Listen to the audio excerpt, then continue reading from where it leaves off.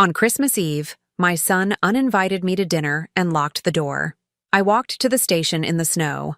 When I saw a man searching pockets for bus fare, I gave him my last $5 meant for hot chocolate. 2 hours later, a Bentley stopped at the bus stop. The man stepped out, pointed at me and said, "I'm glad to have you here. Follow my story until the end and comment the city you're watching from so I can see how far my story has reached." I stood on Wesley's front porch, clutching the small wrapped ornament in my coat pocket, my breath forming little clouds in the frigid December air.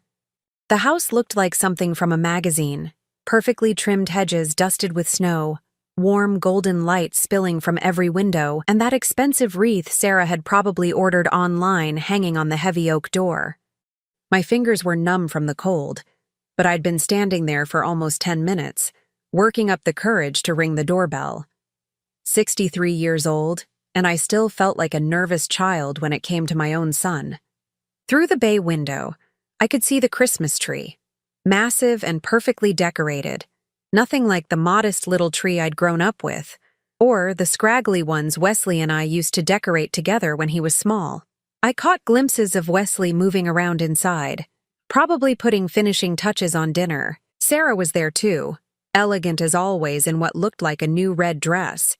I'd spent my last $27 on the ornament in my pocket. It was a small silver angel, engraved with Wesley's first Christmas, the same one I'd bought 35 years ago when he was born.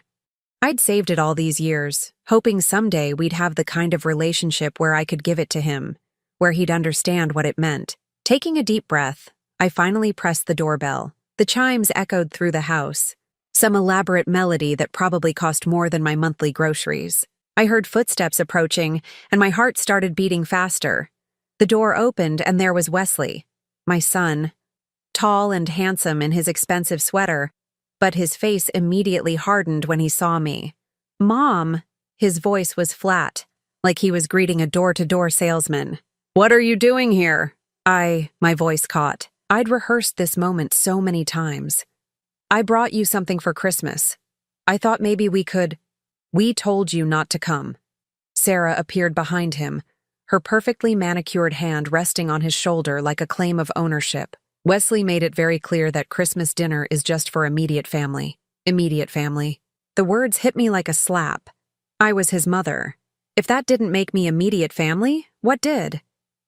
"I just wanted to see you," I said, my voice smaller than I intended. "It's Christmas Eve, Wesley. I haven't seen you since you caused that scene at Emma's birthday party," Wesley interrupted. Emma was my 6-year-old granddaughter. The scene had been me asking if I could take a picture with her. "I didn't cause a scene," I said quietly. "I just wanted—" "You always want something, Mom." Wesley's voice was getting harder, more distant. "You want attention? You want us to include you in everything. You want. But you never think about what we want." Each word felt like a nail being driven into my chest. Behind him, I could see the dining room table set for 6. Wesley, Sarah, her parents who lived in Florida and came up for holidays, and my 2 grandchildren. 6 place settings. There was no room for me at my own son's table. "You didn't know how to take care of me growing up," Wesley continued, and I felt my world tilt.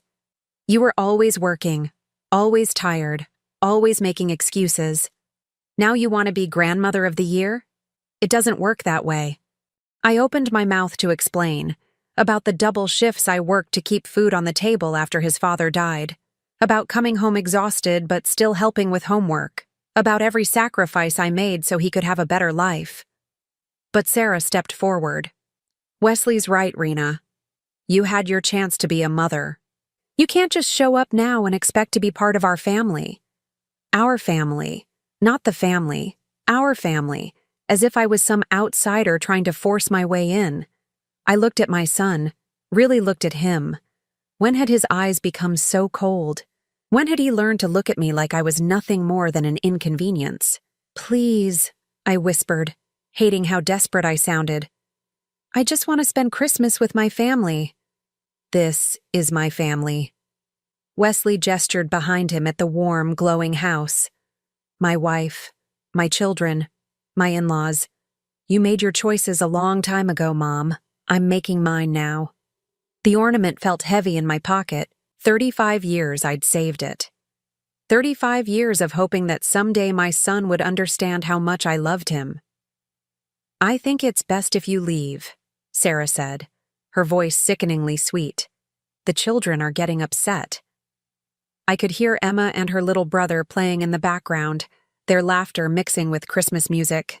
My grandchildren, who barely knew me because every visit was a battle, every phone call screened through Sarah. Wesley, I tried one more time. Please, I'm your mother. For just a second, something flickered in his eyes, but then Sarah's hand tightened on his shoulder, and his expression went blank again. No, he said quietly. You gave birth to me. There's a difference. The door closed with a soft click, leaving me standing alone on the porch. Through the window, I watched my son return to his perfect Christmas dinner, his perfect family, his perfect life that had no room for me.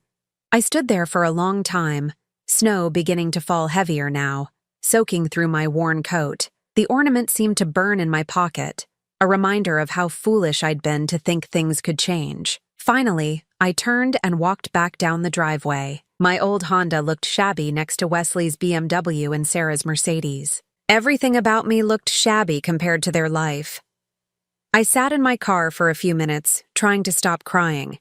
The heater barely worked, and my breath was fogging up the windshield. I'd used the last of my gas money to drive here, money I probably should have spent on groceries instead. But I couldn't sit there forever.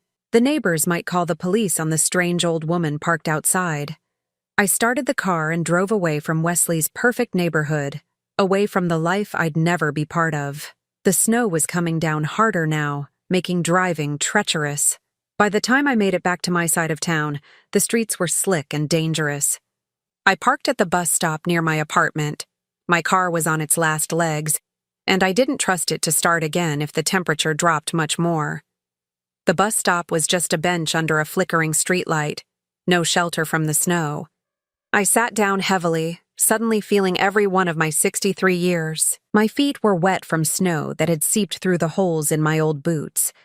My fingers were so numb I couldn't feel the ornament anymore. That's when I saw him. A man was standing near the bus schedule, frantically patting his pockets. He looked to be in his 40s, nicely dressed but disheveled, like he'd been running.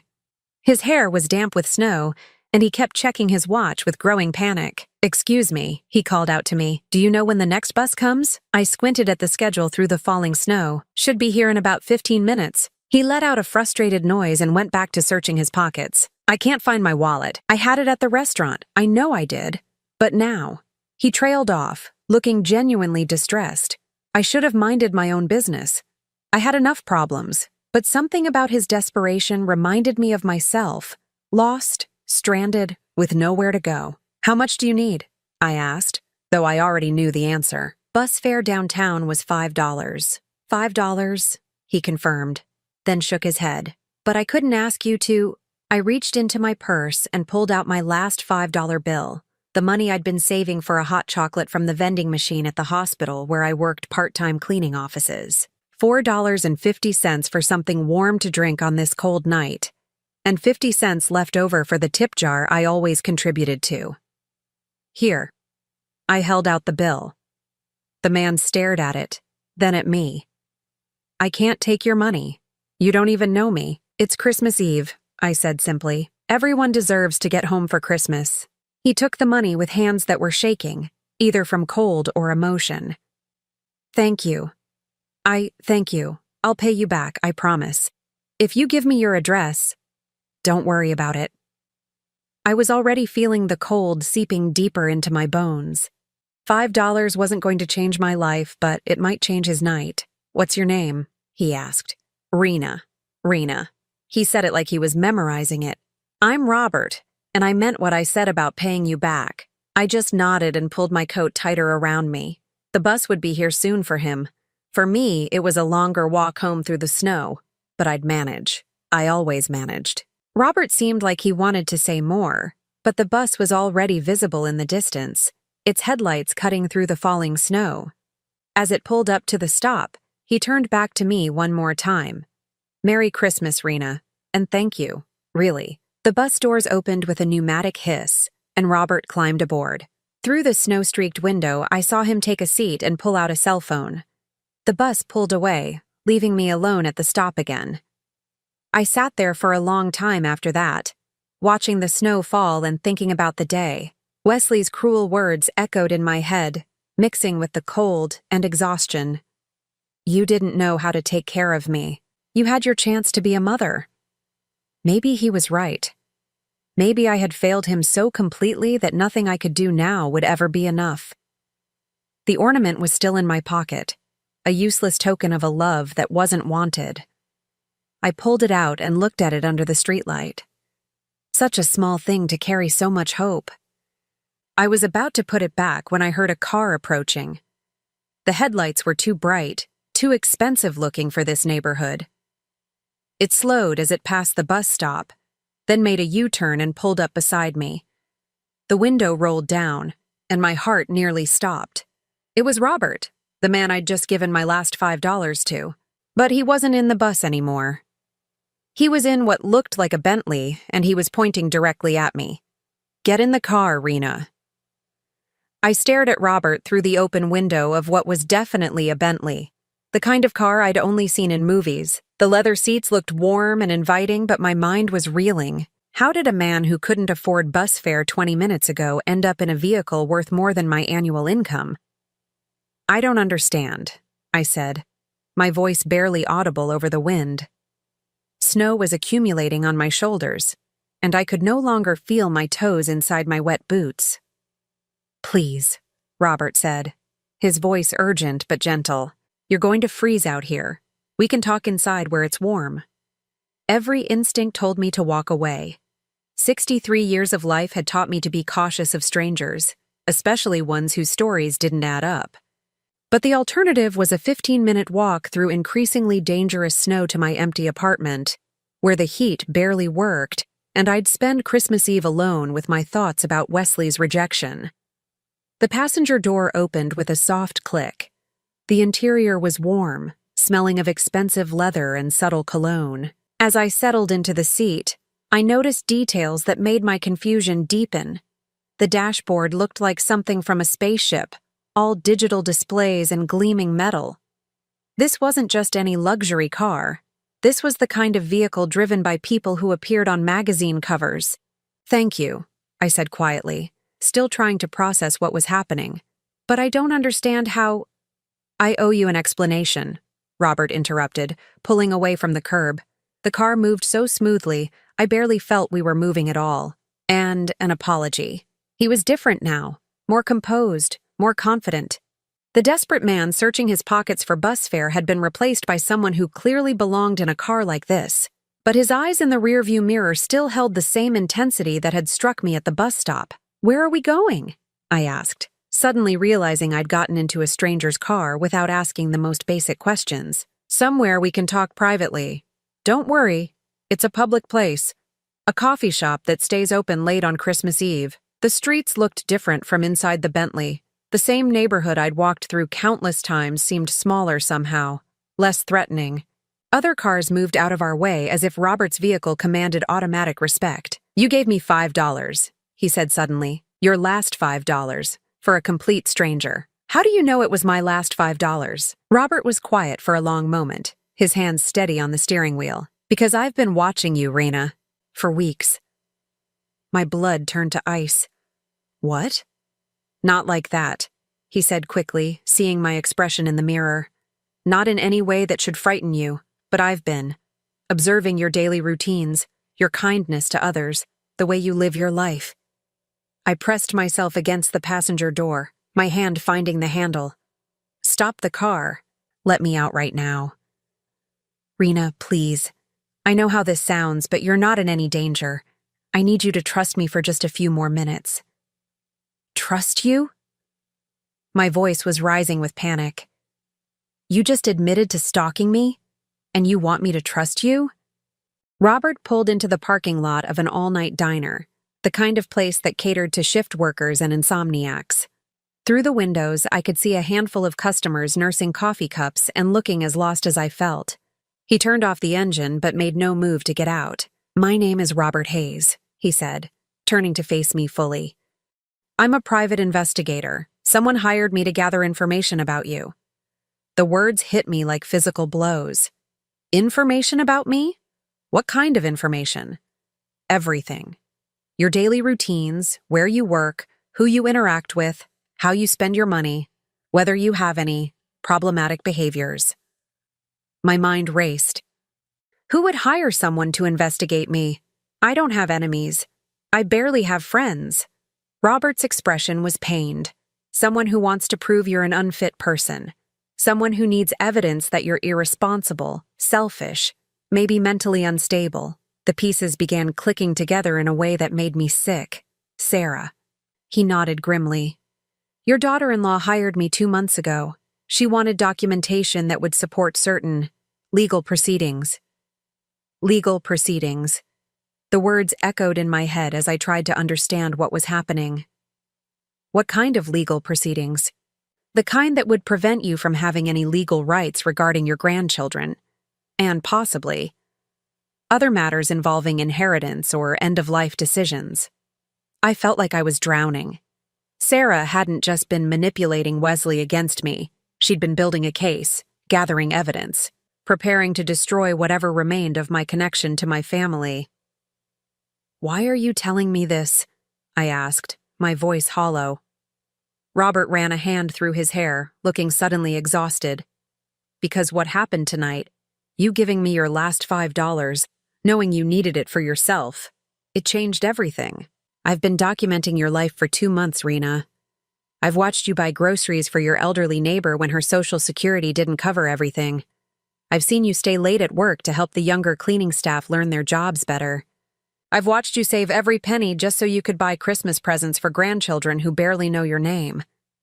Tears were sliding down my cheeks now, hot against my frozen skin. She's been building a case against me this whole time. Every time I called Wesley, every time I tried to visit, she was probably making notes about how pathetic I was. "Worse than that," Robert said quietly. "She's been creating situations designed to make you look bad. That scene at your granddaughter's birthday party? Sarah orchestrated it.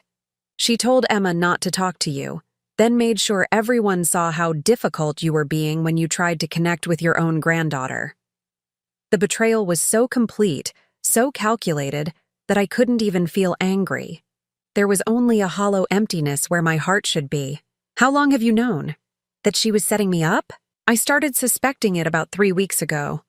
But tonight, watching you give away money you clearly needed, seeing the genuine kindness in that gesture, I realized I couldn't go through with this anymore. I stared at him through my tears. "So what happens now? You go back and tell Sarah that I'm exactly as pathetic as she thought?" "No." Robert's voice was firm. "Now I help you fight back." The diner's neon sign flickered in my peripheral vision, casting alternating shadows across Robert's face. In the red light, he looked determined. In the blue, almost sad. "I don't understand," I said. "Why would you help me? You don't even know me. I know enough." He pulled out his phone and scrolled through what looked like dozens of photos and videos. "I know you work 2 jobs even though your arthritis makes it painful to stand for long periods. I know you send $25 every month to a children's charity even when you can barely afford groceries. I know you've never missed a day of work in 3 years, and you always volunteer for the worst shifts so the younger employees can spend time with their families." Each observation felt like a small validation of my existence. Someone had been watching, and instead of seeing the failure Wesley saw, they'd seen something worth defending. "But more than that," Robert continued, "I know what Sarah is really after. And it's not just about keeping you away from your grandchildren." "What do you mean?" His expression grew dark. "She knows about your life insurance policy, the $87,000 you've been saving to leave to Wesley. She's not just trying to cut you out of their lives, Rena. She's trying to make sure that when you die, Wesley will be declared your legal guardian with power of attorney. She wants control of your money, and she wants to make sure there's no one around who might question how she uses it." The magnitude of Sarah's manipulation was staggering. This wasn't just about family dynamics or her dislike of me. This was about money, control, and a level of calculated cruelty I'd never imagined. "She can't do that," I said weakly. "Wesley would never—" "Wesley doesn't know," Robert interrupted. "He thinks his wife is just trying to protect their family from a difficult mother-in-law. Sarah has been very careful to present herself as the reasonable one, just trying to maintain boundaries." I thought about Wesley's cold words tonight, his absolute certainty that I was the problem. How long had Sarah been poisoning him against me? How many small manipulations had led to this moment? "What kind of evidence does she think you're going to provide?" Robert's jaw tightened. "Photos of you looking unstable or desperate, documentation of your financial struggles, testimony about your behavior around the children. She wanted me to get you on video saying something that could be taken out of context, or catch you in some kind of compromising situation. And did you get that evidence?" He looked me straight in the eyes. "The only evidence I gathered proves the opposite of everything she wanted. You're not unstable, Rena. You're not a bad mother or grandmother. You're a woman who's been systematically isolated and manipulated by someone who sees you as nothing more than an obstacle to overcome." The coffee shop's lights seemed warmer now, more welcoming.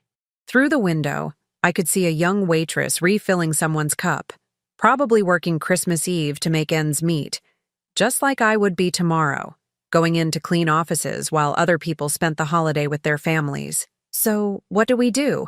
I asked, surprised to hear myself say, "we." A few hours ago, I'd been completely alone. Now I had an ally, even if I didn't fully understand his motives yet. Robert smiled for the first time since I'd gotten in the car, and it transformed his entire face. "We give Sarah exactly what she's been asking for. A chance to show her true colors in front of the whole family. I don't follow. New Year's Eve. Sarah's planning a big family gathering, right? She mentioned it to me during one of our meetings. She wanted to make sure I'd have plenty of opportunities to document your inappropriate behavior around the extended family." I nodded. Wesley had mentioned something about a party, though of course I hadn't been invited. "She doesn't know I've switched sides," Robert continued. "As far as she's concerned, I'm still working for her, still gathering evidence, which means I have access to her plans, her real motivations, everything she thinks she's hidden." A small spark of something that might have been hope flickered in my chest. "What are you suggesting?" "I'm suggesting we let Sarah think she's won. Let her get comfortable, let her guard down. And then we show your family exactly who she really is." The snow was still falling outside, but it no longer looked threatening.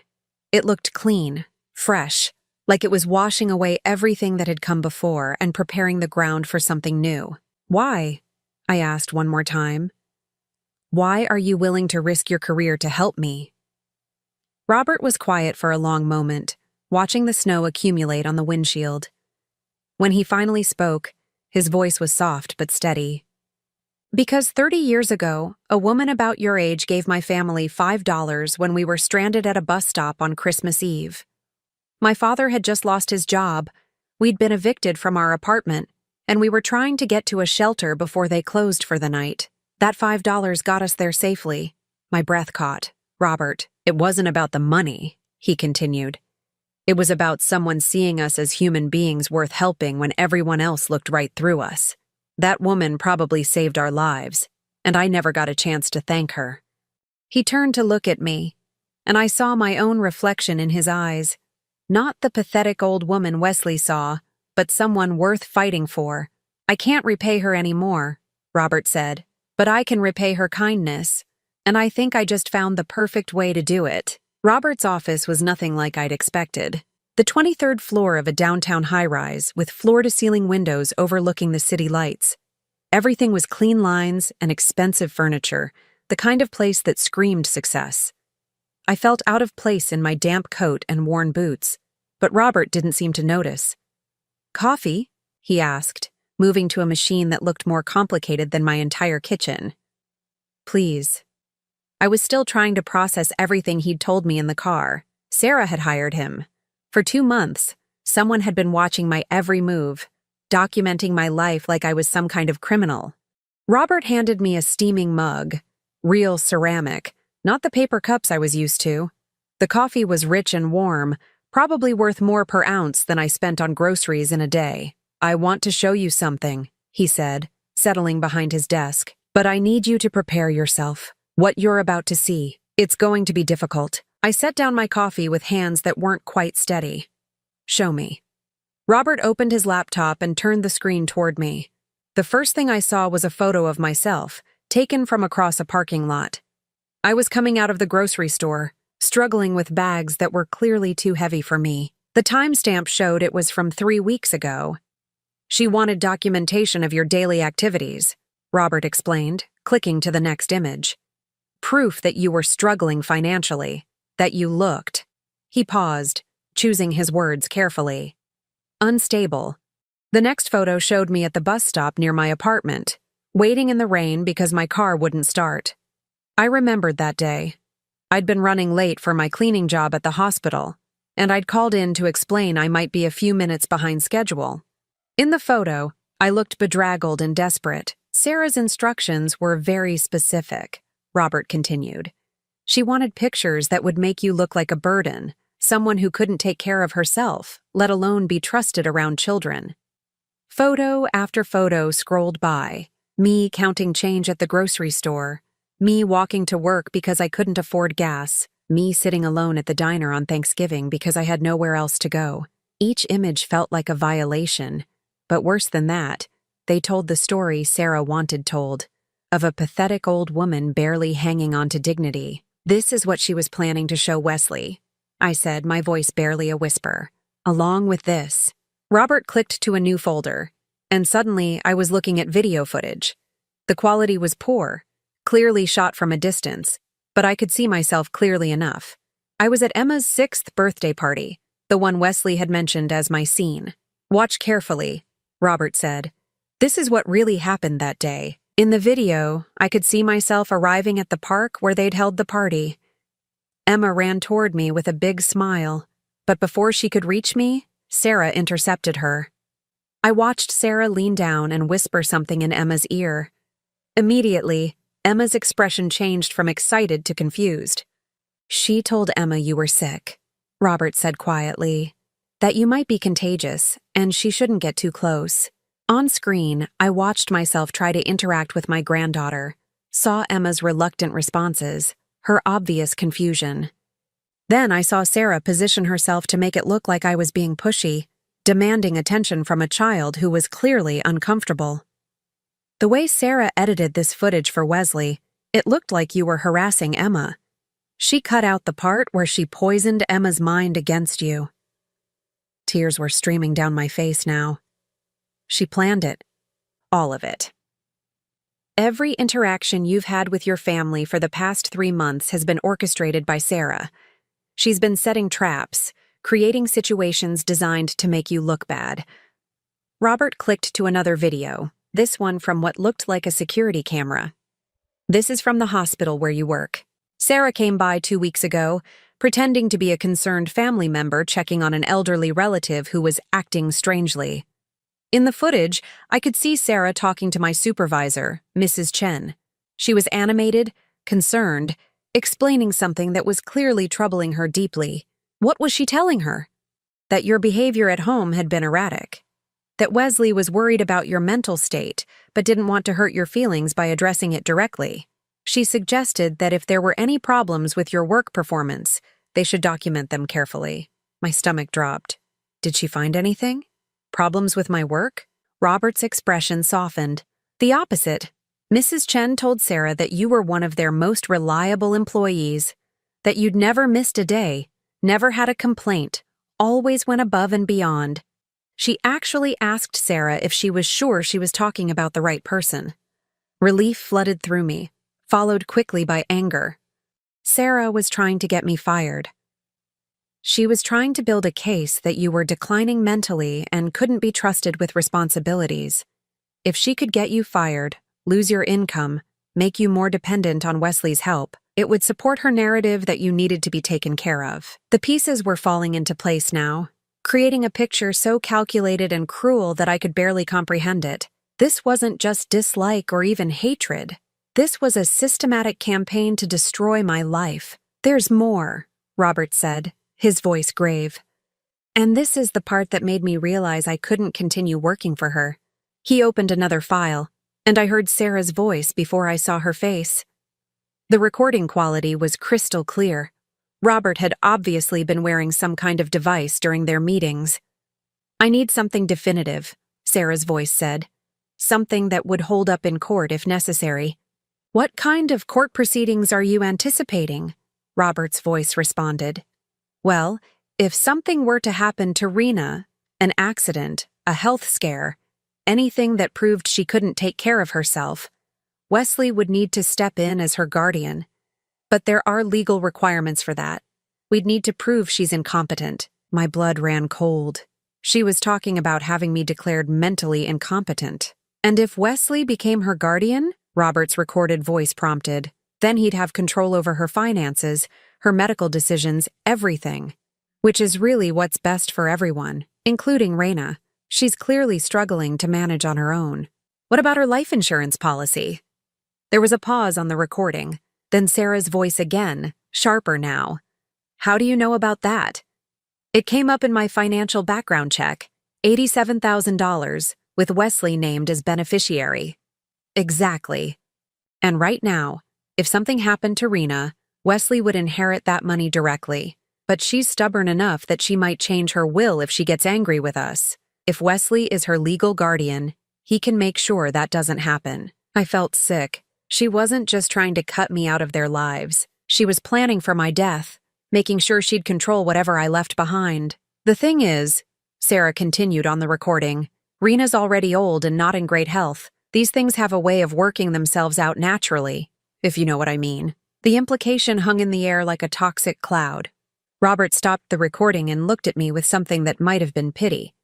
"She's not just planning to have you declared incompetent," he said quietly. "She's counting on you dying soon, and she wants to make sure that when you do, Wesley has complete control over your estate." I sat in silence for a long moment, trying to process the depth of Sarah's cruelty. This woman had spent 3 months systematically destroying my relationship with my son, not out of hatred or jealousy, but out of cold calculation. I was worth more to her dead than alive, but only if she could control Wesley completely.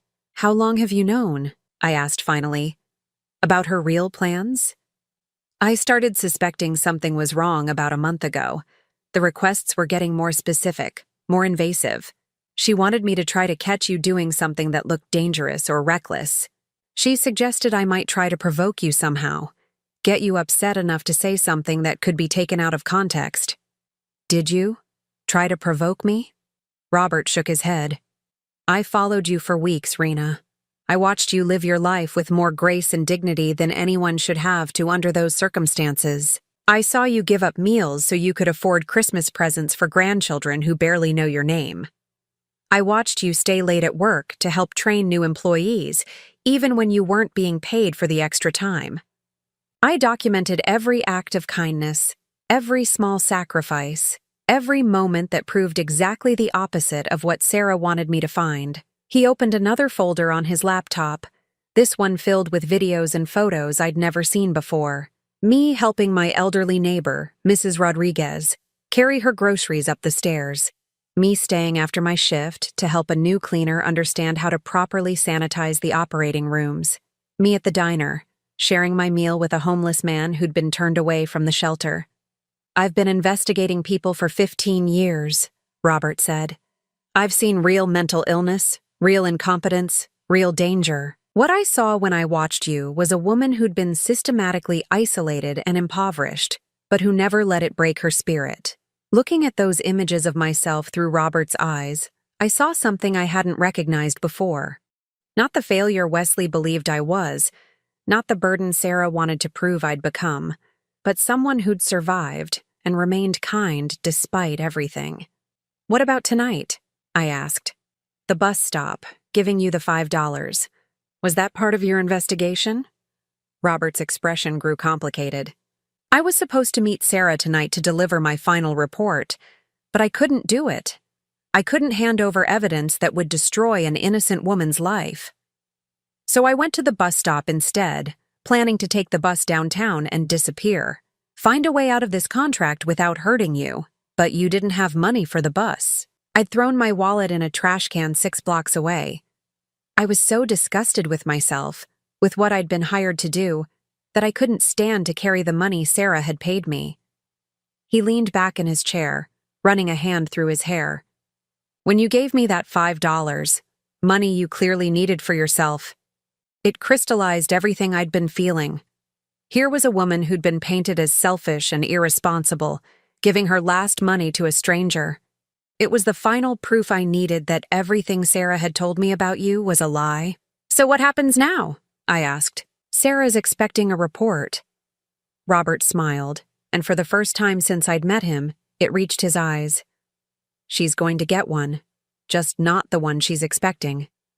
He turned his laptop back toward himself and opened what looked like a comprehensive document. I've spent the last 2 months documenting everything about your life, Rena. Every conversation with Sarah, every instruction she gave me, every manipulation she orchestrated. I have enough evidence to prove that Wesley's been systematically turned against his own mother by a woman who sees you as nothing more than a financial obstacle. Will Wesley believe it? He seems so convinced that I'm the problem. He'll believe it when he sees the recordings, when he hears his wife planning to have his mother declared mentally incompetent so she can control your money, when he realizes that every complaint he's had about you for the past 3 months was planted in his head by someone with a very specific agenda. Robert closed the laptop and looked at me seriously. But I need to warn you, Rena. When we expose this, it's going to get ugly. Sarah's not going to go down without a fight. She's invested too much time and effort in this plan to give up easily. I thought about Wesley's cold words on the doorstep tonight, about my grandchildren who barely knew me, about the years of loneliness that stretched ahead if nothing changed. Then I thought about Sarah's voice on that recording, discussing my death like it was a business opportunity. What do you need me to do? For now, nothing. Go home. Act normal. Sarah doesn't know I've switched sides yet. She's planning something for New Year's Eve. Some kind of family gathering where she wants to document your inappropriate behavior one final time. Let her think she's still in control. And then? Robert's smile turned sharp, predatory. Then we show your family exactly who Sarah really is. And we make sure that when the dust settles, you get back everything she tried to take from you. As I stood to leave, wrapping my damp coat around me again, Robert called my name. Rena? That woman who helped my family 30 years ago? She had gray hair and kind eyes, and she was wearing a coat that had seen better days. She looked exactly like someone who would give away her last $5 to help a stranger. I felt tears spring to my eyes again, but this time they weren't tears of pain. For the first time in months, maybe years, someone was seeing me clearly, not as a burden or a failure, but as someone worth fighting for. Thank you, I whispered. Thank you, Robert replied, for reminding me why I became an investigator in the first place, to find the truth, not to create convenient lies. As the elevator carried me back down to street level, I felt something I hadn't experienced in so long I'd almost forgotten what it was like. Hope. Real, solid hope that maybe this story wasn't over yet. Maybe there was still time to fight back, to reclaim my place in my own family's life. Sarah thought she'd won, but she'd made one crucial mistake. She'd underestimated the power of simple human kindness and the length some people would go to protect it. The next morning, Christmas Day, I woke up in my empty apartment feeling like I was living someone else's life. Everything looked the same. The threadbare furniture, the radiator that clanked all night, the single window that faced the brick wall of the building next door. But somehow, knowing that Robert was out there, knowing that I wasn't completely alone anymore, made even this depressing space feel different. My phone rang at exactly 9 o'clock. I almost didn't answer. Unknown numbers usually meant telemarketers or bill collectors, but something made me pick up. Merry Christmas, Rena. It was Robert's voice, warm and reassuring. Merry Christmas, I replied, though the words felt strange. I'd spent Christmas alone for the past 3 years, ever since Sarah had convinced Wesley that family holidays were just for the nuclear family. I hope you don't mind me calling so early, But we need to meet. Something's happened that changes our timeline significantly. My stomach clenched. What kind of something? Sarah called me at 7 this morning. She wants to move up our final meeting. She's planning to present my findings to Wesley tomorrow, December 26th. She can't wait until New Year's Eve. I sank onto my couch, still in my bathrobe. Why the rush? I think she's getting nervous. Maybe she sensed that something was off about our conversation yesterday, or maybe she's just eager to get this over with. Either way, we have less time than we thought. What does that mean for us? It means we need to accelerate our own plans. Can you meet me this afternoon? There are things you need to see and decisions we need to make together. After hanging up, I made myself a cup of instant coffee and tried to process this development. Sarah was moving faster than expected, which meant she was either more confident or more desperate than Robert had anticipated. Neither possibility seemed good for me. I spent the morning trying to distract myself with household chores, but my mind kept wandering to Wesley. Was he having Christmas dinner with Sarah's family right now? Were my grandchildren opening presents I'd never be allowed to give them? Had Wesley thought about me at all since slamming the door in my face? At 2 o'clock, I met Robert at a small restaurant across town, the kind of place that stayed open on Christmas for people with nowhere else to go. The clientele was a mix of elderly loners, service workers taking breaks, and families who couldn't afford to cook holiday meals at home. I felt more comfortable here than I had in his fancy office. Robert was already waiting in a back booth, looking tired but determined. He'd traded his expensive suit for jeans and a sweater, but he still looked out of place among the working-class crowd. I spent the morning going through everything again, he said as I sat down. I wanted to make sure I hadn't missed anything that might help us. And I found something. Something that explains why Sarah's in such a hurry. He pulled out a tablet and showed me what looked like a legal document. The text was dense and full of terminology I didn't understand, but I could make out my name at the top. What is this? It's a petition for emergency guardianship that Sarah filed 3 weeks ago. She's claiming that you're experiencing rapid mental decline and pose a danger to yourself. The words blurred as I tried to read them. A danger to myself? She's documented what she calls incidents of erratic behavior. Missing work, which never happened. Forgetting to pay bills, also untrue. Making concerning statements about wanting to end the pain, complete fabrication. My hands were shaking as I held the tablet. She's trying to have me declared incompetent. Worse than that. She's requesting emergency powers, which means if the petition is approved, Wesley would have immediate authority over your housing, your medical care, your finances, everything. And emergency guardianship petitions are often approved with minimal investigation, especially when they involve elderly people with limited resources. I felt like I was drowning. When is the hearing? January 3rd. But here's the thing.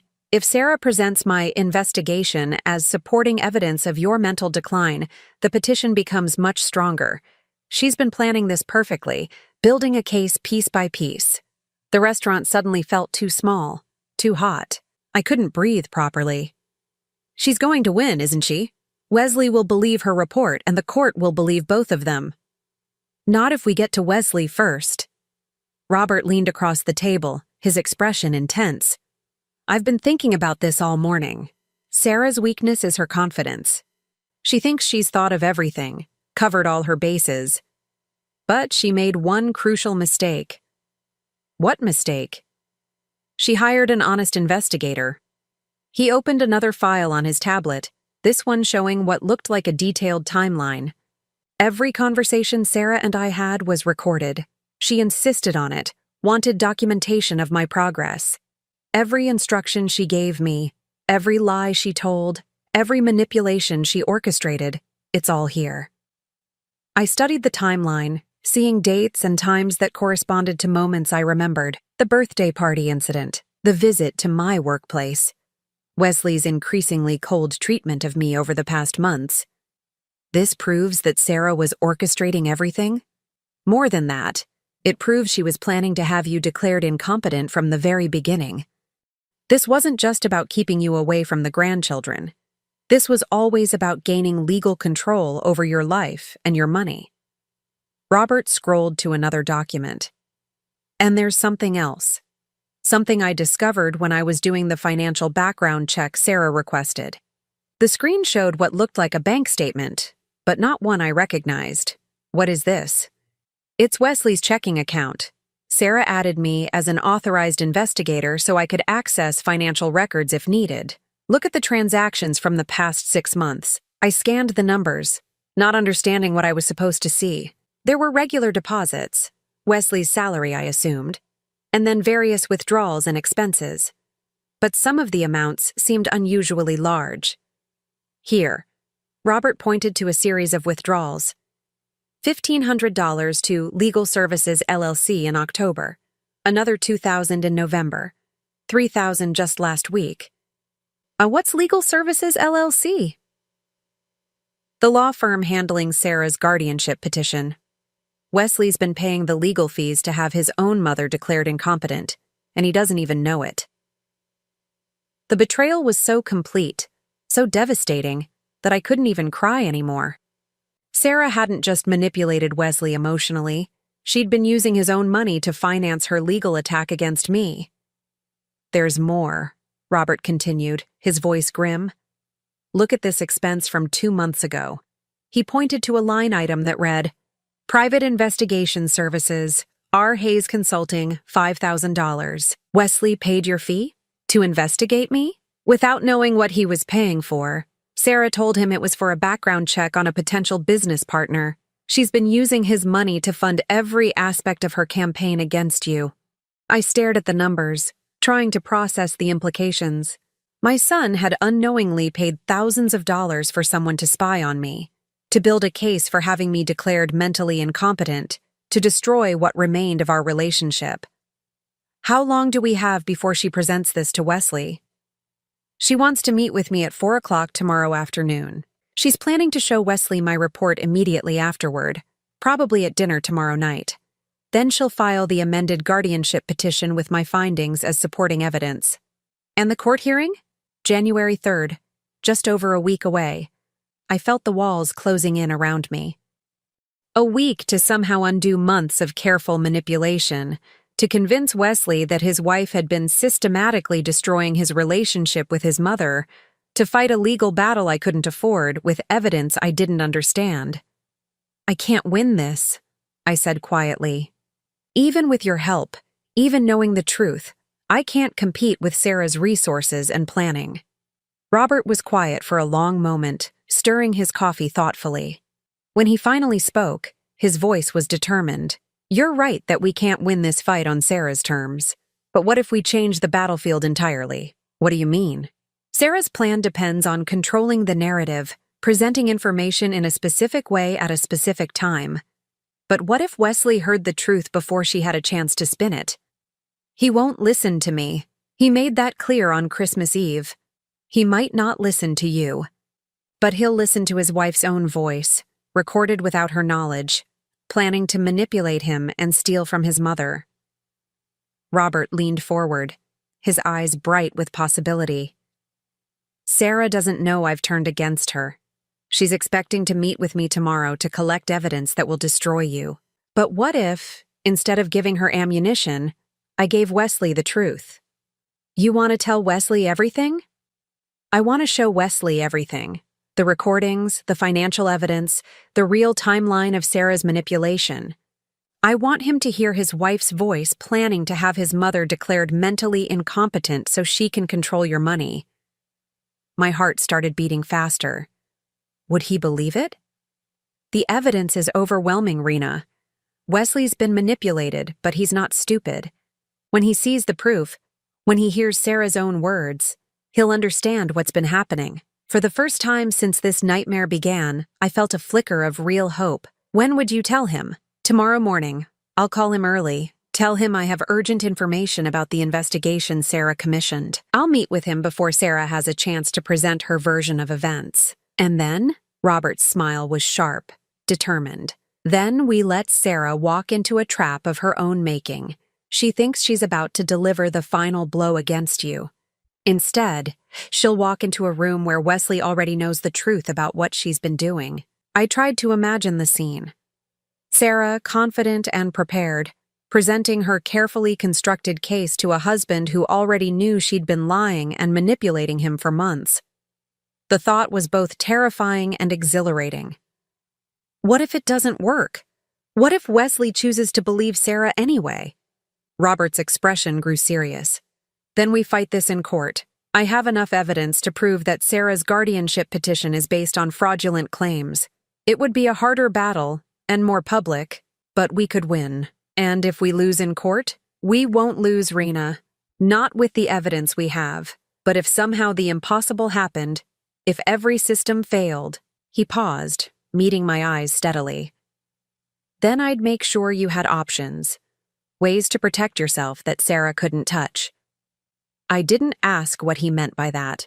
Some possibilities were better left unspoken. I need to ask you something, I said finally. And I need you to be completely honest with me. Of course. Why are you really doing this?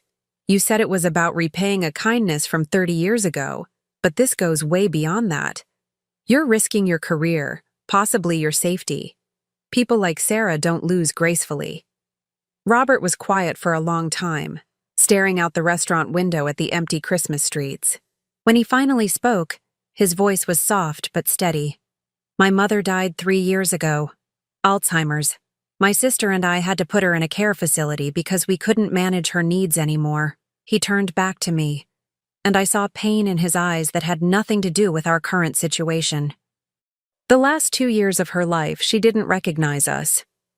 But sometimes, in her clearer moments, she would talk about feeling abandoned, forgotten. She would ask why her children never visited, even though we were there every day. The disease had stolen her memories, but it left behind the emotions, the loneliness, the fear of being unwanted. So I reached across the table and touched his hand. I'm sorry. Watching you these past 2 months, seeing how Sarah was systematically isolating you from your family, it reminded me of my mother's fears. The difference is, your isolation isn't caused by disease. It's being deliberately created by someone who should be protecting you. He squeezed my hand gently. I couldn't save my mother from Alzheimer's, but I can save you from Sarah. And maybe, in doing that, I can find some peace with the things I couldn't fix in my own family. I understood then that this was about more than justice or repaying old kindnesses. This was about 2 people who'd lost family connections. Him through death, me through manipulation, trying to reclaim something precious that had been stolen. What do you need me to do? I asked. Go home. Act normal. If Sarah or Wesley contact you, don't let on that anything has changed. Tomorrow morning, everything will be different. As we prepared to leave the restaurant, Robert handed me a small device that looked like a pager. What's this?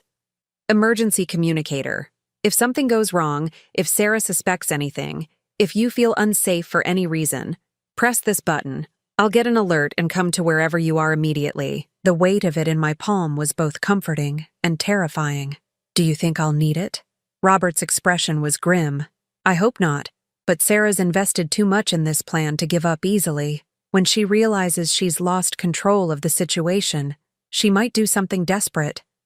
As I walked home through the quiet Christmas evening, I tried to prepare myself for what was coming. Tomorrow, the truth would finally come out. Wesley would learn what his wife had been doing, and I would either get my family back or lose them forever. Either way, the waiting would finally be over. I barely slept that night. Every sound in the building made me jump. Footsteps in the hallway, pipes groaning, the elevator creaking up and down. By 6 in the morning, I gave up trying to rest and made coffee with hands that wouldn't stop shaking. Robert had said he would call Wesley at 8 o'clock. That gave me 2 hours to wait. 2 hours to imagine everything that could go wrong. What if Wesley refused to meet with him? What if Sarah had already poisoned the well so completely that Wesley wouldn't believe any evidence against his wife? At 7:30, my phone rang. Robert's voice was calm but focused when I answered. It's happening, he said. Wesley agreed to meet me at 9. I told him I had urgent information about the investigation Sarah commissioned, and that it couldn't wait. How did he sound? Suspicious, but not hostile. I think he's curious about what I might have found. Sarah's been building up anticipation for this report for weeks. After Robert hung up, I paced my small apartment like a caged animal. I tried to distract myself by cleaning, by organizing my already organized closets, by anything that would keep my hands busy and my mind from spiraling into worst-case scenarios. At 9:15, Robert called again. "He knows," Robert said without preamble. I showed him everything. The recordings, the financial records, the timeline of Sarah's manipulation. He's devastated, but he believes it. Relief flooded through me so suddenly I had to sit down. How did he take it? About how you'd expect. Shock, then anger, then something close to panic. He keeps asking how he could have been so blind, how he could have let Sarah manipulate him against his own mother. What did you tell him? The truth, that Sarah is very good at what she does, and that manipulation works best on people who love and trust the manipulator. He's not stupid, Rena. He's just been systematically lied to by someone he had no reason to doubt. I closed my eyes, trying to process the enormity of what this meant. After months of rejection, Wesley finally knew the truth about what had been happening. What happens now? Wesley wants to confront Sarah directly, but I convinced him to wait. Sarah's supposed to meet with me at 4 o'clock this afternoon to collect my final report. Wesley's going to be there, hidden, listening to everything she says. You want her to incriminate herself further? I want her to reveal her true nature completely, with no possibility of denial or excuse. Sarah's been very careful to present herself as reasonable and caring. But when she thinks she's won, when she thinks she's finally getting what she wants, she'll drop the mask. Robert's plan was elegant in its simplicity. Sarah would walk into what she thought was a victory meeting, expecting to receive evidence that would destroy me. Instead, she would reveal her own malicious intentions in front of the husband she'd been manipulating. I need to warn you, Robert continued. Sarah's going to be furious when she realizes what's happened. She might try to contact you directly, and she won't be pretending to be nice anymore. I understand. Keep that emergency device with you. If she shows up at your apartment, if she threatens you in any way, use it immediately. The morning dragged by like a slow torture. I tried to imagine what Wesley was feeling, learning that his wife had spent months orchestrating a campaign against his mother. Did he feel guilty? Angry? Betrayed? All of those emotions were certainly what I would feel in his position. At 11, my phone rang. Wesley's name appeared on the screen, and for a moment I couldn't breathe. Mom? His voice was thick with emotion, barely recognizable. Wesley. I had to clear my throat to get the word out. Mom, God, I don't even know how to begin. What I said to you on Christmas Eve, the way I've been treating you. He broke off and I could hear him crying. Wesley. No, let me say this. I've been horrible to you, cruel, and all because I believed, because she made me believe. He took a shuddering breath. I'm so sorry, Mom. I'm so incredibly sorry. Tears were streaming down my face now. It's okay. You couldn't have known. But I should have known. You're my mother.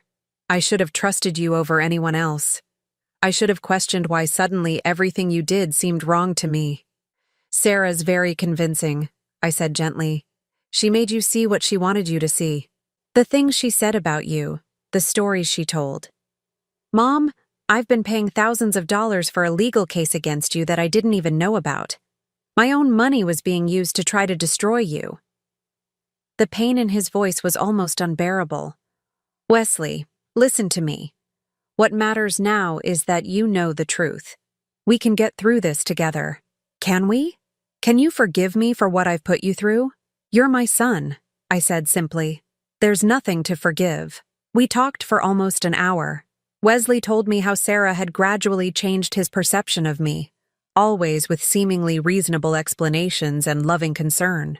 She'd painted every one of my actions in the worst possible light, reframed every conversation to make me seem selfish or unstable. The Christmas ornament, Wesley said suddenly. The one you brought on Christmas Eve. What was it? I told him about the silver angel, about saving it for 35 years, hoping someday we'd have the kind of relationship where such a gift would mean something. I want it, he said fiercely. I want that ornament, and I want to hang it on our tree together. What about Sarah? Wesley's voice hardened. Sarah won't be a problem much longer. At 3:30 that afternoon, I couldn't stand the waiting anymore. I walked to the small park near my apartment, needing fresh air and movement to calm my nerves. The emergency communicator Robert had given me felt heavy in my pocket, a constant reminder of how dangerous this situation could become. At 4:15, my phone rang. It's done, Robert said. Sarah showed her true colors completely. What happened? She walked into my office expecting to celebrate. When I showed her the fabricated evidence she was expecting, documentation of your mental decline and dangerous behavior, she was gleeful. Absolutely gleeful. My stomach twisted. What did she say? Things that no decent person would say about anyone, let alone their spouse's mother. She talked about how this would finally give her complete control over the situation, how she could make sure you never had any contact with the grandchildren again, how Wesley would finally understand that she'd been protecting the family from you all along. Wesley heard all of this? Every word. When Sarah started discussing the timeline for having you declared mentally incompetent, Wesley stepped out of his hiding place. I could only imagine the scene. Sarah, caught in the act of celebrating what she thought was my destruction, suddenly facing a husband who knew the truth about everything she'd done. How did she react? Panic? Then anger? Then more lies? She tried to claim that everything she'd done was for Wesley's own good, that I must have manipulated the evidence somehow. But it was too late. Wesley had heard her in her own words, planning to steal your money and destroy your life. Where is she now? Gone. Wesley told her to leave their house immediately. He's filing for divorce tomorrow, and for an emergency restraining order. Sarah's not allowed to have any contact with the children without supervision. The reversal was so complete, so sudden, that I felt dizzy. 12 hours ago, Sarah had been on the verge of winning everything. Now she'd lost her husband, her home, her access to the grandchildren she'd used as weapons against me. Wesley wants to see you, Robert continued. Tonight, if you're ready. He's at the house with Emma and little James, and he wants to explain everything to them. He wants them to understand that Grandma Rena isn't the bad person they've been told she is. My heart was pounding. Are you sure they'll want to see me? After everything they've heard? Wesley's been talking to them about it. Emma especially is old enough to understand that she was told lies about you. She feels terrible about how she acted at her birthday party. An hour later, I stood on Wesley's front porch again, but this time everything was different. The same house, the same warm light spilling from the windows, but now I wasn't an unwelcome intruder. I was a grandmother coming home to her family. Wesley opened the door before I could ring the bell. His eyes were red from crying, his face haggard with exhaustion and guilt. For a moment, we just looked at each other, mother and son, trying to bridge months of manufactured distance. Mom, he said, and pulled me into his arms. We held each other on the doorstep, both of us crying, both of us trying to absorb the reality that the nightmare was finally over. When we finally pulled apart, I saw Emma peeking around the corner, watching us with wide, uncertain eyes. It's okay, sweetheart, Wesley called to her. Come meet your real grandma. Emma approached slowly, clearly confused by the dramatic change in how I was being treated. Behind her, 4-year-old James clutched a stuffed animal, watching the scene with the accepting curiosity of a child too young to understand the adult complications. Grandma Rena, Emma said hesitantly, Daddy says Mommy told lies about you, that you're really nice and you love us very much. I knelt down to Emma's level, my heart breaking for this little girl who'd been used as a pawn in Sarah's cruel game. I do love you very much, I said softly. And I'm sorry if I ever did anything to make you feel scared or uncomfortable. Daddy says you brought me a present for my birthday, but Mommy told me not to take it. I did, and I have lots more presents I've been saving up for when you were ready to receive them. Emma looked at Wesley, who nodded encouragingly. Then she stepped forward and hugged me, her small arms wrapping around my neck with surprising fierceness. I'm sorry I was mean to you, she whispered in my ear. You weren't mean, sweetheart. You were just trying to be good and listen to the adults in your life. That's what smart little girls do. As Emma pulled back, James toddled over and studied me with serious dark eyes. Gamma Wena? He said, testing out the words. That's right, I said, my voice thick with emotion. I'm Grandma Rena. James considered this for a moment, then held out his stuffed animal for my inspection. Bear, he announced solemnly. He's a very nice bear, I told him, and was rewarded with a shy smile. Wesley showed me around the house. Not the cold, unwelcoming mansion it had seemed before, but a warm family home where I was finally welcome. He'd already removed all the photos that included Sarah, he told me. He wanted no reminders of the woman who'd almost succeeded in destroying his relationship with his mother. As the evening went on, Emma gradually warmed up to me. She showed me her room, her toys, the drawings she'd made at school. James followed us around, occasionally offering me his bear or a toy car for examination. Slowly, carefully, we began building the relationship that Sarah had prevented us from having. I need you to know something, Wesley said as we tucked the children into bed. I'm going to spend the rest of my life making up for what happened, for what I let happen. Wesley. No, I need to say this. I almost lost you completely because I was too blind to see what was right in front of me. I'm never going to let anyone come between us again. After the children were asleep, Wesley and I sat in his living room, the same room where I'd been rejected so cruelly just 2 days before, and talked until well past midnight.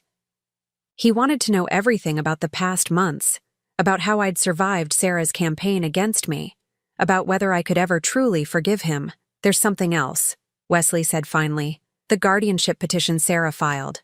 We need to make sure it's withdrawn completely. Robert mentioned that. Is it complicated? It would have been if we'd had to fight it. But since Sarah filed it under false pretenses and we have recorded evidence of her admitting to fraud, it should be straightforward. Robert's already contacted the court. Wesley pulled out his phone and showed me a message. He sent this an hour ago. The petition has been officially withdrawn. You're safe, Mom. Completely safe. As I prepared to leave that night, Wesley handed me a small wrapped package. I want you to have this now, he said. Inside was the silver angel ornament I'd brought on Christmas Eve. Wesley had retrieved it from where I'd left it on the side table, and now he was giving it back to me. I want you to keep it, he said, as a reminder that no matter what anyone tries to do to tear us apart, we're family. Real family. And nothing Sarah did changes that. I held the ornament up to the light, watching it catch and reflect the warm glow from Wesley's Christmas tree. Such a small thing, but it represented so much. Hope fulfilled, love restored, family reunited. Thank you, I whispered. Thank you, Wesley replied, for never giving up on us, even when we gave up on you. As Robert drove me home that night, he'd insisted on providing transportation, not wanting me to navigate the emotional aftermath alone. I felt something I hadn't experienced in years. Complete peace. How are you feeling? Robert asked as we pulled up to my building. Like I can finally breathe again, I said honestly. For months, I felt like I was drowning, like everything I did only made things worse. Now you have your family back, and I have you, I said, surprising myself with the admission. Whatever this is between us, whatever it becomes, I want you to know that you saved more than just my relationship with Wesley. You saved me from giving up entirely. Robert's smile was gentle, understanding. You saved me too, Rena. You reminded me why truth matters, why fighting for good people is worth any risk. As I climbed the stairs to my apartment, I felt lighter than I had in months. Tomorrow, Sarah would begin dealing with the consequences of her actions. Wesley would start divorce proceedings, and I would begin rebuilding my relationships with my grandchildren. But tonight, I was simply a woman who'd gotten her family back against all odds, thanks to $5 given in kindness to a stranger who turned out to be exactly the ally I needed. The ornament sat on my kitchen table, catching the light from the overhead bulb. Tomorrow, Wesley and I would hang it on his tree together, the first of many new traditions we'd build as we worked to heal what Sarah had tried to destroy forever.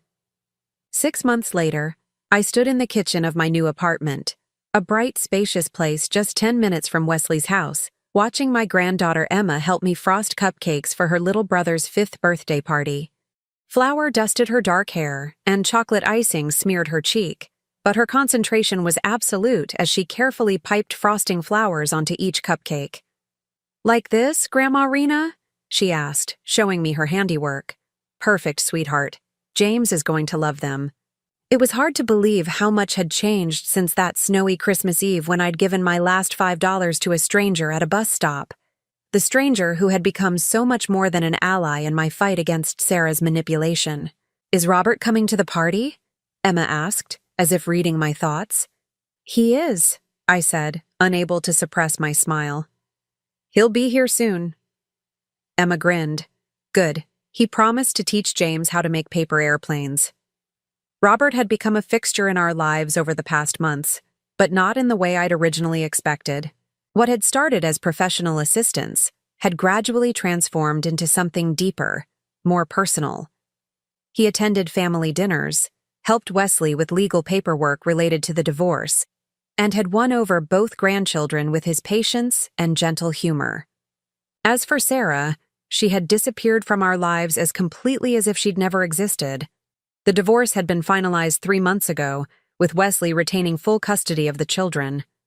Sarah had been forced to return the money she'd stolen from my inheritance fund, plus penalties, and her attempts to claim any portion of Wesley's assets had failed spectacularly once her fraudulent behavior was fully documented. She'd tried, in the weeks following her exposure, to contact Wesley with increasingly desperate messages claiming that she'd only been trying to protect the family, that I had somehow manipulated Robert into fabricating evidence, but the recordings of her own voice planning my destruction had made her protests pointless. The last I'd heard, she was living with her parents in another state, working as a retail clerk, and still claiming to anyone who would listen that she was the real victim in the situation. Wesley had blocked all her attempts at communication, and the restraining order ensured she couldn't come near the children or me. "Grandma, can you tell me about the bus stop again?" Emma asked as we finished the cupcakes. This had become one of her favorite stories, the night everything changed because I helped a stranger. "Well," I said, settling onto one of the bar stools at my kitchen counter, "it was Christmas Eve, and it was snowing very hard. I was feeling very sad because I'd just been to your daddy's house, but I wasn't welcome there." "Because Sarah told lies about you," Emma said solemnly. She understood, in the way children do, that sometimes adults make terrible mistakes. That's right. "So I was sitting at the bus stop feeling sorry for myself when I saw a man who needed help. He didn't have money for the bus, and I only had $5, but I gave it to him anyway." "Even though you needed it for hot chocolate," Emma added, knowing this part by heart. "Even though I needed it for hot chocolate. And do you know why I gave it to him? Because it was the right thing to do, even when you were sad." "Exactly. And because I chose to be kind even when I was hurting, something wonderful happened." "You got Robert," Emma announced triumphantly. "I got Robert," I agreed, "and through Robert, I got my family back." The doorbell rang and Emma jumped down from her stool. "I'll get it! It's probably Robert!" She was right. Robert stood on the doorstep with James perched on his shoulders, both of them grinning broadly. James had apparently convinced Robert to take him to the park before the party, and they both looked windswept and happy. "Did you have fun?" I asked, giving Robert a quick kiss as James scrambled down and ran to show Emma something he'd found at the park. "The best kind of fun," Robert said, wrapping his arms around me. "Though I think I'm getting too old to push a 4-year-old on swings for an hour." 5-year-old, I corrected. "As of today." "Right, 5-year-old. That's even worse for my back." I laughed, still amazed at how natural this felt. Domestic moments with a man who'd come into my life in the most unexpected way. We'd been officially dating for 4 months now, though Robert claimed he'd been falling in love with me for much longer. "I was falling in love with your character long before I met you properly," he'd told me one evening as we walked through the park where I'd once sat alone, feeling sorry for myself. "Watching you live your life with such grace under pressure, such kindness despite everything you were going through, how could I not fall for that? Even when I looked like a desperate old woman counting change at the grocery store, I'd teased. Especially then. You had every reason to be bitter, to be angry at the world. Instead, you were still finding ways to help other people. The afternoon party was everything a 5-year-old's birthday should be.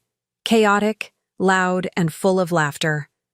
Wesley had invited several of James's friends from preschool, and the apartment was soon filled with children running around while their parents tried to maintain some semblance of order. I watched Robert help James blow out his birthday candles, saw Emma hanging onto Wesley's arm as they played pin the tail on the donkey, and felt a contentment I'd never thought I'd experience. This was what family was supposed to feel like. Messy, loving, inclusive. "Mom," Wesley said, appearing beside me as I cleaned up wrapping paper. "Can I talk to you for a minute? Privately?" We stepped out onto the balcony, where the noise from the party became a pleasant background hum. Wesley looked nervous, which immediately made me worry. "What's wrong?" I asked. "Nothing's wrong. Actually, something's very right, but I wanted to talk to you about it first." He pulled out a small velvet box, and my heart skipped a beat. "Wesley, you're not for me," he said quickly, then grinned. "Well, not directly for me. I picked this up for Robert. He asked me to help him choose it." I stared at the ring box, not quite comprehending what Wesley was telling me. "He's going to propose?" I whispered. "Tomorrow night. He's planned this whole elaborate dinner, but he wanted to make sure he had my blessing first, and Emma's and James's. We all told him that if he didn't marry you soon, we were going to have to stage an intervention." Tears were blurring my vision as I looked at my son. My wonderful, loving son who had not only found his way back to me, but was now actively supporting my happiness with a man he'd come to consider family. "He really asked your permission?" He said he knew how important family was to you, and he wanted to make sure we all felt comfortable with him becoming a permanent part of our lives. "And?" Wesley's grin widened. "I told him we'd already been thinking of him as family for months. The proposal is just making it official." I opened the ring box with trembling fingers. The ring was perfect. A simple, classic solitaire that somehow managed to look both elegant and practical. Robert had chosen well. "Do you like it?" Wesley asked anxiously. "I love it," I said, then looked up at my son with wonder. "I love that he asked you. I love that you approve. I love that this family we've rebuilt is strong enough to welcome new members. You deserve to be happy, Mom. After everything you've been through, everything you sacrificed for me over the years, you deserve every bit of happiness Robert can give you."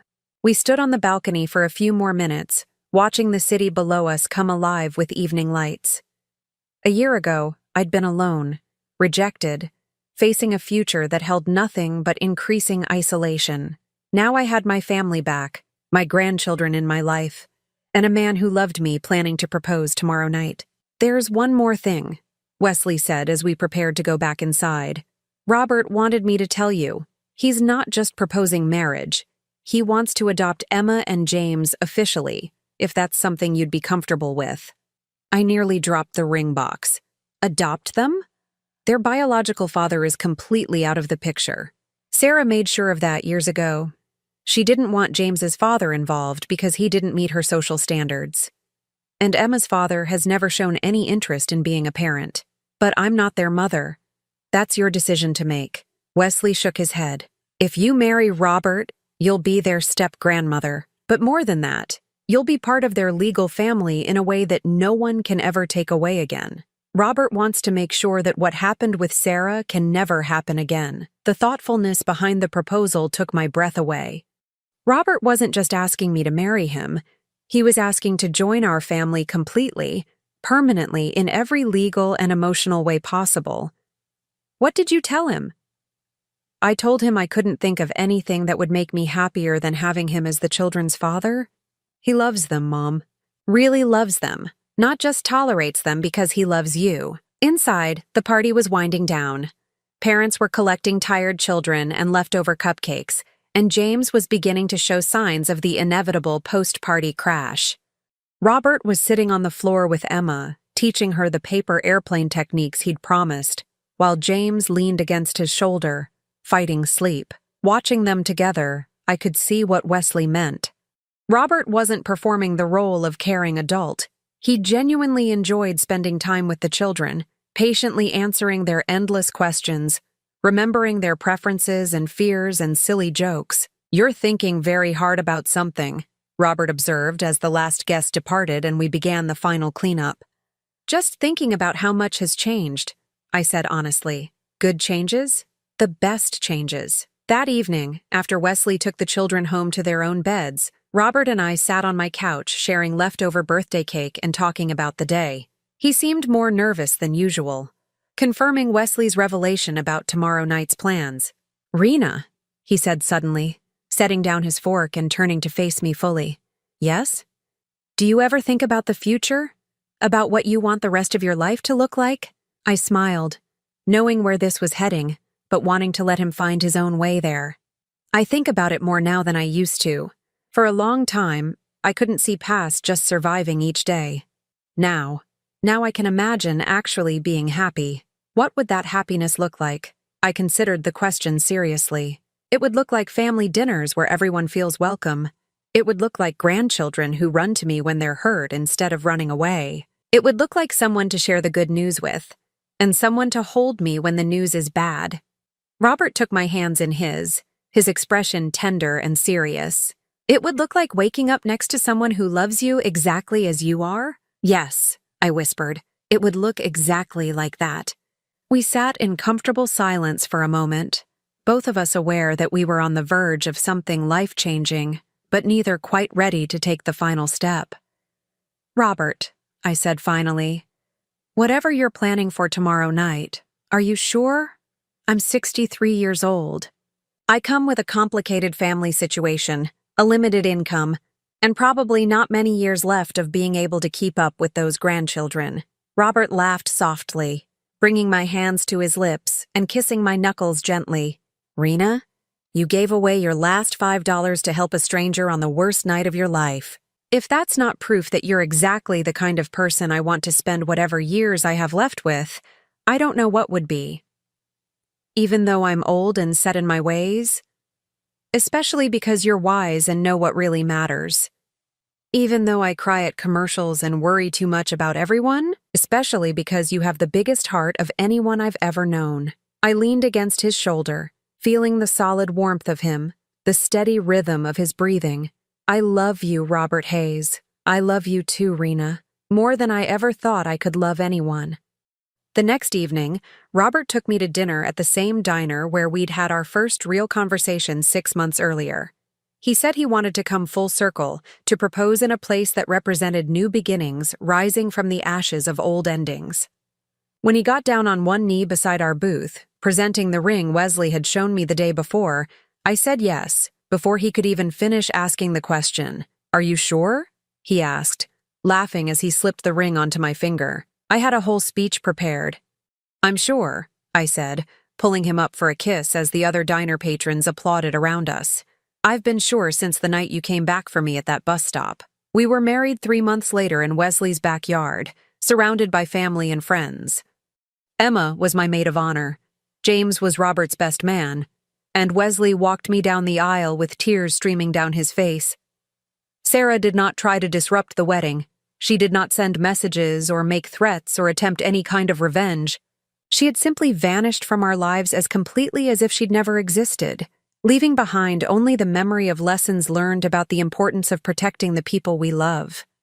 As Robert and I exchanged vows in front of the people who mattered most to us, I thought about that snowy Christmas Eve when I'd sat alone at a bus stop, convinced that my life held nothing but loneliness and rejection. I thought about the choice I'd made to help a stranger despite having so little to give. How that single act of kindness had set in motion a chain of events that brought me not just my family back, but a love I'd never dared to hope for. Sometimes the smallest gestures create the largest changes. Sometimes giving away what little you have opens space for abundance you never imagined possible. And sometimes, when you're 63 years old and convinced that all the good things in life have passed you by, a stranger at a bus stop turns out to be the beginning of your happiest chapter yet. Now I'm curious about you who listened to my story. What would you do if you were in my place? Have you ever been through something similar? Comment below. And meanwhile, I'm leaving on the final screen 2 other stories that are channel favorites, and they will definitely surprise you. Thank you for watching until here.